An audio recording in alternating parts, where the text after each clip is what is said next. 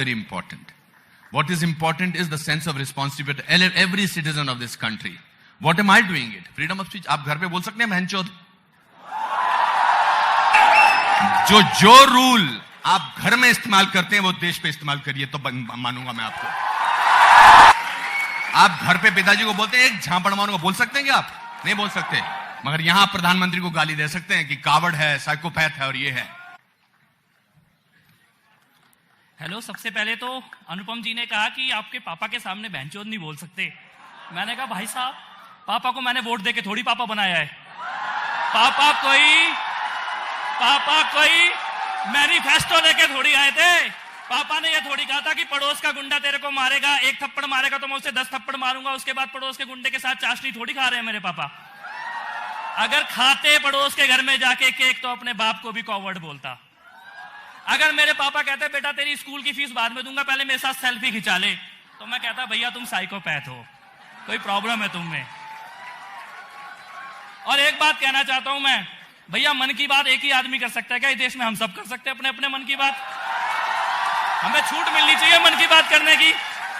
मैं अपने ट्विटर पे क्या लिखूंगा, फेसबुक पे क्या लिखूंगा, ये नेता थोड़ी बताएंगे. संसद में बैठ के कानून बना दिया, कानून होना चाहिए, कानून होना चाहिए, कानून होना चाहिए.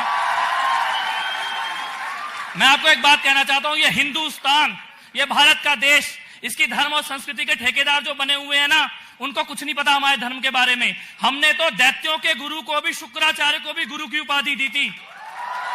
हमने कहा चारवाक, जो हमारी संस्कृति, हमारी फिलॉसफी के बिल्कुल अगेंस्ट कंज्यूमरिज्म और मेटलिज्म की बात करते थे, उनको भी हमने बोला महर्षि चारवाक हैं. कबीर बनारस के घाट में पंडों के बीच में, पुजारियों के बीच में खड़े होकर बोलते हैं पाथर पूछे हरी मिले तो मैं पूजू पहाड़, और उसके बाद भी कोई उन्हें कुछ नहीं बोलता.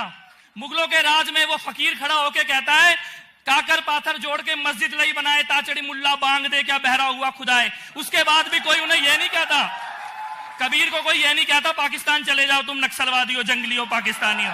कोई नहीं कहता कबीर को. ये हिंदुस्तान के अंदर ये जो शुरुआत है ना फ्रीडम ऑफ एक्सप्रेशन को रोकने की, ये इंदिरा गांधी ने शुरू की. उन्होंने कहा ये कलाकारों ने, आर्टिस्ट ने, साहित्यकारों ने, रिपोर्टरों ने मिलकर हमारे सत्ता पलट दी. तो उन्होंने लॉबिंग शुरू कर दी. आर.के. धवन जैसे लोग मोरारजी देसाई से बड़े नेता बन गए. वही हो रहा था कांग्रेस की इंदिरा में जो मोदी जी की भाजपा में आज दिखाई दे रहा है हम लोगों को.